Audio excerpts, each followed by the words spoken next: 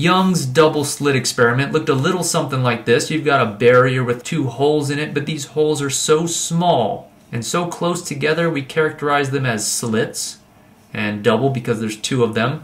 Young was the English physicist who first did an experiment of this kind, and what we do nowadays is we take a laser and we shine this laser at the double slit. Now the laser has to be wide enough that it hits both holes, and you might think, oh my god, you need a big laser. No, you make these holes very close together. That's why you make them really close together, or at least one reason. The other reason is the distance between these holes has to be comparable. It doesn't have to be the same size or smaller, but it has to be around. It can't be a trillion times bigger than the wavelength of this laser light you're sending in here. It's got to be around the same size, or what we're going to talk about here, you won't see. You won't see the interesting pattern that's going to emerge. You might wonder what I've drawn here. What is this? This isn't a wave. This is a wave right here. I thought these were waves. What are we doing now? Why we got this different representation? And the reason is, when I draw this pretty much just lets me show a wave in one dimension. But that's not good enough. This process is going to be fundamentally two-dimensional. This wave's going to spread out in two dimensions. So I can't draw it like this. I have to draw it like this. Now this whole line here, what does this represent? This represents a peak. Everywhere along here is a peak of the wave. So you've got this wave filling up this entire region. These lines represent lines where every point along there is a peak of the wave. What's in the middle? Yep, in the middle would be the trough of the wave, or the valley. So that's what I'm going to use. I'm going to use this representation for the wave. This will let me show this wave spreading out in two dimensions better than this one could. I couldn't draw it very well with this one. So what happens? This wave comes in here. This laser light comes in here. Well, that part hits that barrier, it doesn't get through. This part hits that barrier, it doesn't get through. This part hits the barrier, it doesn't get through. The only portion that's going to get through is basically this portion here and this portion here. These are going to be the ones that make it through. And so what happens? What do you see on the wall over here? If this was a screen that you could project the light on, what would you see? Well, naively, what I would have thought, I've been like, okay, shoot, light comes through here, bright spot. Light comes through here, bright spot. You just get two bright spots, right? Well, no, that's not what you get. That's why this experiment is interesting, because you don't just get two bright spots. You get a pattern over here because waves don't just travel straight through this hole. When a wave encounters a hole or a corner, it spreads out, and that spreading out we call diffraction. So you're going to get a wave spreading out from down here. So it's not going to go in a straight line. It spreads out in two dimensions. That's why I had to use this wave drawing representation. It's going to spread out from the top one too. Look what's going to happen. You're going to have two waves overlapping. These two waves are going to start overlapping, and where they overlap constructively, you'd get a bright spot.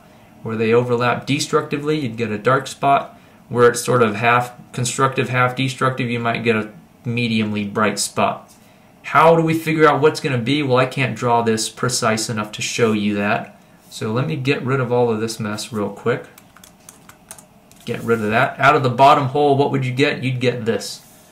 A nice spherical pattern coming out of here. Now it might not exactly be the same intensity throughout here, but I can't draw it with the exact right intensity. Up here, this intensity of this portion would be smaller than this portion here, the degree to which it's spreading, but this will help me visualize it. You've got this wave spreading out of the bottom hole. You also have a wave spreading out of the top hole.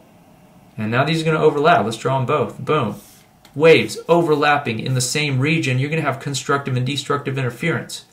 And if you look, remember these lines represent peaks. So every time a peak lines up right over a peak, or in the middle, a valley over a valley, every time the wave is exactly in phase when it gets to the same point, these are all constructive points. So right in the middle, you'd get a big bright spot. That's kind of weird. Right in between these holes, there'd be a big bright spot. Where else? Well, look at this. Bright. This is constructive, constructive, all constructive. They form a line. They get these lines of constructive interference. Same with this line, constructive, constructive, all the way over to here. So on the wall, you'd see multiple bright spots down here. These are all constructive because peaks are lining up perfectly. And I'd get another one here. You'd keep getting these bright spots on the wall. They wouldn't last forever. I mean, at some point it'd start to die off. It'd be hard to see. But you'd be getting these bright spots continuing on. At some point they're so dim you can't see them. And in the middle, well, wherever, let's see, what's a good point to look at? Wherever a peak lines up with a valley, so this wave's a peak right here. But for the other wave, look at, we're in between the two green lines, so at that point you'll have destructive because the peak is matching up with the valley, and this would be destructive and this would be destructive, so in between here you get a destructive point. The same is true, in between each of these perfectly constructive points you get a perfectly destructive point. In between those it'd be kind of half constructive, half destructive, it'd merge into each other, and what you get, sometimes physicists draw a little graph to represent this. You get a bright spot in the middle. This is sort of representing a graph of the intensity, 0, and then another bright spot, and then it goes down to 0 again, another bright spot. They get weaker and weaker as you go out. At some point it's hard to see. Same on this side, 0, bright spot, 0, bright spot. This is the classic double slit pattern you'll see on the wall, and it's caused by wave interference in 2 dimensions. And what's the rule for wave interference in 2 dimensions? This is the same rule as the wave interference for 1 dimension. It was this. Remember, for 1 dimension, delta x, the path length difference, had to be 0. Lambda, 2 lambda, 3 lambda, so on, would give us constructive interference. And now if you're paying close attention, you might say, hold on. There was a condition. Remember, this was only true if there was no funny switcheroo business with the back of the speaker. We had to make sure that these 2 sources were in phase to start off with. Is that true of these light waves? It is. In fact, that's why we do it double slit like this. That's why we take one wave. We let one wave come through here. That way, we break it up into 2 pieces. Why? Because we know if a peak was going into the top hole, well, the same wave was going into the bottom hole. That's also a peak. This is a tricky way, a quick, easy way to make sure your 2 sources coming out of these 2 holes are exactly in phase. You don't have to worry about any phase difference caused by the source. You just have to worry about a phase difference caused by the fact that these waves are going to travel different distances to different points. And what do I mean by this? What does path length difference mean here? Well, if I look at from this top line, or this top hole, this is basically like our speaker. One source here, but it's light instead of sound waves. From here to the center bright spot, the wave from the top hole had to travel a certain distance. And from the bottom hole to that spot, wave had to travel a certain distance. So basically this we can call x1, this length x2. And the path length difference would be x1 minus x2. The difference in these, and you can just make it the absolute value if you want, but the size of the difference between these 2 path lengths. What is that going to be? For right in the center, well, that one's just delta x equals 0, because the waves are traveling the same distance to get to that point. And that makes sense. That's a constructive point because 0 gives you a constructive point when the path length difference is 0. How about the next point?